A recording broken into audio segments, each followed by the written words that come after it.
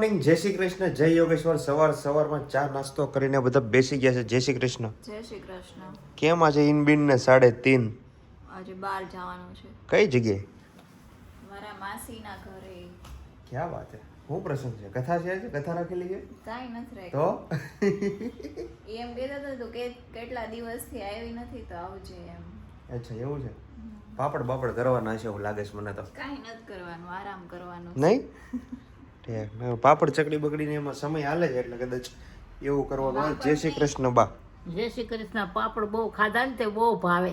હા, બાને પાપડ ભાવે છે.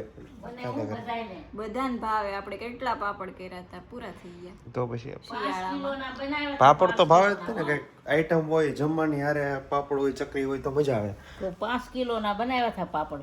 5 કિલોનો બનાવ્યા હતા. હા, તો એ પતી ગયા. 5 કિલો ચોખા.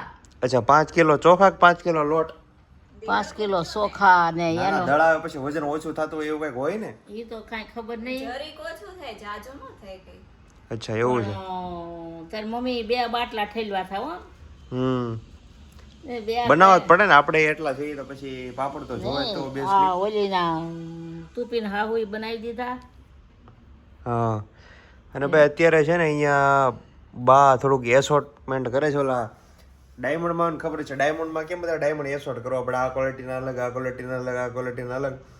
એમ મારી પથરીની દવા આવી છે, મને પથરી થઈ છે ને ક્યારેક ક્યાંક એવી દુખે ને ભાઈ વાત જાવ દે. એટલે એક જગ્યાએથી પથરીની દવા આવી છે અને બા અત્યારે એસોર્ટ કરે છે. મેં સવારે ટ્રાય કરી પછી ખબર પડી ખાલી આમાં તો કેટલી બધી કાકરી છે. એટલે કાકરી અલગ કરે છે અને દવા અલગ કરે છે. આ તો આપણી વાડીમાં ખેતરમાં આ તો થાય છે. હા, તો ભાઈ દેશી ઔષધિ તો આવડા હો, એક વેચના ફૂમકા આવે. અને કહેવાય શું પણ આને? અને લાંબડી લાંબડી. લાંબડી લાંબડી કોઈને પથરી થઈ હોય ને તો નામ સાંભળી જાય. લાંબડી હોય ને એના બી લાગે છે, તો એનો તમે સારો એવો ઉપયોગ કરી શકો છો. પણ એક પ્રોબ્લેમ એ છે કે એટલા બધા રાઈના દાણા કરતા ઝીણા ઝીણા આવે ને, એટલે આની હારે ધૂળ ને કાકરીને બહુ આવે, એટલે એને વ્યવસ્થિત રીતે વીણીને પછી તમારે ખાવી પડે. હા ના, આમાં કાંકરી આવે નહીં પણ ગમે એમ હોય. જોવા આમ જો વ્હાઈટ વ્હાઈટ દેખાય ને એ બધી કાકરી જ છે. આમાં કેટલી બધી છે, ઢગલો થઈ ગયો. અને આવડી લાંબડી પણ નથી વીણા ફાવતી. મોહયું કર્યું હું પણ આમ નાખીને કરે એમ કર્યું તો યાર. તમે ઓલા મગ ને એવું કેમ ઝાટકી ઝાટકી આમાં કરતા હોય એની જેમ કરવું પડે, પણ ઝીણી ઝીણી બહુ છે એટલે જલ્દી કરીને હાથમાં આવે નહીં. તમે પપ્પા ઓળખી ગયા થાય ને? હા, મેં તો બે જોયા એટલે સચમાં તને જ્યાં લગાઈને જોયું એટલે સચમાં લગાડીને જોયું. મેં કીધું શું છે ઔષધિ. આપણી વાડીમાં પાકે છે. ઘણા વર્ષ પહેલા મેં એનો ઉપયોગ કરેલો. અચ્છા, અને આમ તો આપણને ખ્યાલ હોય પછી અમુક વસ્તુ. પછી ખબર પડી કે આ તો ઘરની ઔષધિ છે એમ. તમને શું થયું હતું? ઉપયોગ કર્યો હતો પથરી માટે? પથરી હાટું તો નીકળી ગઈ. હવે ઈ તો ખબર નહીં હોય કે નીકળી કે ન નીકળે, પણ નવા નવા બધા નુસ્ખા કરવાના હોય એટલે કઈ કરી નાખવાના. પછી જેમાં નીકળે એમાં ઠીક છે, અને ન નીકળે તો ઠીક છે. એવું બધું હોય. તો પ્રયોગ કીધા કરે બધા અલગ અલગ. સમજો શું કહેવા માંગો છો બા તમે? લીંબુ પાણી પીજે રાખવાનો, 2-3 ગ્લાસ પીવાના. લીંબુ પાણી ચાલુ છે બા? આ એનથી જ મટે બા? નીકળે બા. એવું છે, બધા લોકો અલગ અલગ જુગાડ બધા કીધા કરવાના. અમુક લાગુ પડી જાય તો નીકળી જાય. એવું છે. તો તમારે ક્યારે અહીંથી પ્રસ્થાન કરવાનું છે?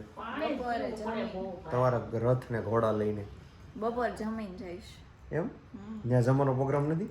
એટલે હું ત્યાં જમીશ, પણ પપ્પા ને બા ને તમે બધા હોય ને લે જમાડીને. જોયું, એ ત્યાં જમશે પપ્પા ને, આપણને અહીંયા જમાડે. હા, આપણને તો જમાડવા જ પડે ને. એમ થાય ને. તાર મમ્મી છે નહીં કઈ? હા, નકર તો કઈ વાંધો. મમ્મી ગયા છે ગામડે. હજી તો રહેશે 4-5-10 દિવસ રહે એવું લાગે છે.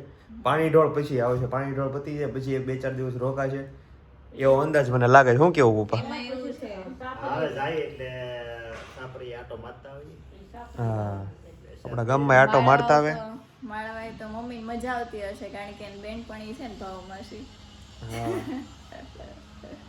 ત્યાં તો બધી બેનપણીઓ, જૂની બેનપણીઓ હોય ને, વર્ષો જૂની બેનપણીઓ, એ બધી ભેગી થઈ હોય એટલે ત્યાં તો પછી મજા જ આવે.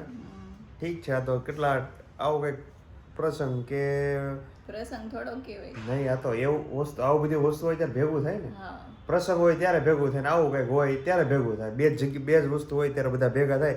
બાકી લગભગ બધા ભેગા થાય નહીં, કારણ કે એટલો બધો ટાઈમ કોઈની પાસે હોય નહીં. કોકને આવવાનું થાય તો કોકને જવાનું થાય, એટલે ભેગા ન થાય. એટલે વર્ષો પછી બેનપણી ભેગી થઈ છે. બગડાટી બોલો ગામની શેરીઓમાં સમરા કાઢતા છે બધા. ઓલા ભાવ માસીની ભાણકી છે ને એમ કે ભાવ માસીનું અને મમ્મીનું બેનું પૂતળું છે ને ગામના પાદર બેન પૂતળું મુકાવાનું છે. આવું મમ્મી એવું બોન્ડિંગ એટલી બોન્ડિંગ છે એટલે એ. મમ્મી એવું કે ખબર કે હવે થોડું ઈ કે અમારું આ ગામ કહેવાય ઈ કે તમારા બાપાના ગામમાં મૂકો ઈ કે. આ રે જે અચાનક પ્રોગ્રામનું નક્કી થયેલું છે, પ્રોગ્રામનું નક્કી થયેલું છે. શું બનાવવાના છે? દાળ ખાખરા. દાળ ખાખરા. હા દાળ ખાખરાનો પ્રોગ્રામ છે ભાઈ કુમારના ગોડાઉને. એટલે અત્યારે જવાની તૈયારી થાય છે. રેડી પ્રિયા? રેડી, એકદમ રેડી. દાળ ખાખરા ખાવાના? હા દાળ ખાખરા તો ઘણો ટાઈમ થઈ ગયો આપણે ખાધો છે ને, ઘણો ટાઈમ થઈ ગયો. હા દાળ ખાખરા જ તે. તો હું કન્ફ્યુઝ થઈ ગયા. તને નથી ખબર તો દાળ હરખું પૂછ. ખાખરા ક્યાંની આઈટમ છે ખબર છે તમને? હા ક્યાંની? સુરતની. ના ના કઈ બધું સુરતનું ન હોય. સુરતમાં ખાલી લોચો જ છે, ખમણ છે. તો ક્યાંની આઈટમ છે? ભાવનગરની આઈટમ છે. ક્યાં વાત હે? દાળ પૂરી અને દાળ ખાખરા ભાવનગરમાં ફેમસ છે. એમાં નીલમબાગ પાસે કઈક લારી છે, ત્યાંની દાળ પૂરી ખાવાની બહુ મજા આવે. ક્યારે ખવડાવી તો નહીં, તે ખાલી વાતો જ કરે છે. ભાવનગર ય નથી લઈ ગયા ને પણ. બરાબર છે.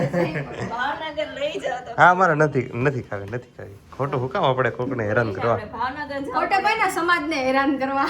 હું સમાજને હેરાન કરવા ખોટો. તો બીજું શું મળે છે ત્યાં? બીજું તો લચ્છુની સેન્ડવિચ મળે છે, પાઉં ગાંઠિયા મળે છે. લચ્છુ? ભાઈનું નામ લચ્છુ છે? એન્ડ સેન્ડવિચ વાળાનું નામ લચ્છુ. નામ એ ગજબ છે, લચ્છુભાઈ. લચ્છુભાઈની સ્પેશિયલ સેન્ડવિચ. ભાવનગર ઘણી આઈટમ એની ફેમસ છે. સેન્ડવિચમાં કાંઈ ન હોય હો પણ. તો શું હોય? કોર વગરની બ્રેડ આવે અને ગ્રીન ચટણી ખાલી લગાવીને ઈ આવે તો એ બહુ મજા આવે ખાવાની. બસ એટલું જ તે. બસ પણ મને લાગે કે એને છે ને ચટણીના ટેસ્ટનો કમાલ હોય એટલે. ચટણીના ચાહકો બાકી મસાલામાં તો એટલો બધો ફરક ન હોય. ચટણીમાં ફરક હોય ને એટલે આખો ટેસ્ટ બ્રેડ ચેન્જ તો થઈ જાય. સેમ જ આવે. હવે રેડ તો સેમ જ આવવાના છે. ચટણીના ચટણીનો બહુ કમાલ છે અને પાવ ગાંઠિયામાં કાંદાની ચટણી આવે બહુ મજા આવે. તમે બે ખાધું એમ ને તો? ના ઓય મેં નહીં ખાધું. કઈ નહીં, ચાલો ભાઈ. અત્યારે પપ્પા ગામડે જવાની તૈયારી કરે છે. એનો ઓલમોસ્ટ કંઈક થોડોક સામાન રેડી થાય છે, ખોખાન બોખાન બધું જોડશોડથી. ક્યારે કેટલા વાગ્યાનો ટાઈમ આવ્યો પપ્પાને? 9 વાગ્યાનો 9 વાગે જવાના છે. બધું રેડી થઈ ગયેલું છે? બધું રેડી જ છે. ઓલમોસ્ટ તો મમ્મીને એ કરતા ગયા હતા. રેગ્યુલર કપડાં ને ઈ નાખવાનું હતું, પછી આ બાચકું તૈયાર કરવાના તો ઈ નાખી દીધું, થઈ ગયું. અચ્છા. સામાન તો એની ટાઈમ ગમે ત્યારે જવાનું છે એટલે સામાન તો એટલો જ હોય. ખબર નહીં બધો સામાન એટલો બધો નીકળતો ક્યાંથી છે એ ખબર નથી પડતી. જો એમાં એવું થાય હવે કંઈક વધારાનું હોય ને ઈ ન્યા પડ્યું રહે એટલે પછી જવા દીધું બધું. હા એ બરોબર છે.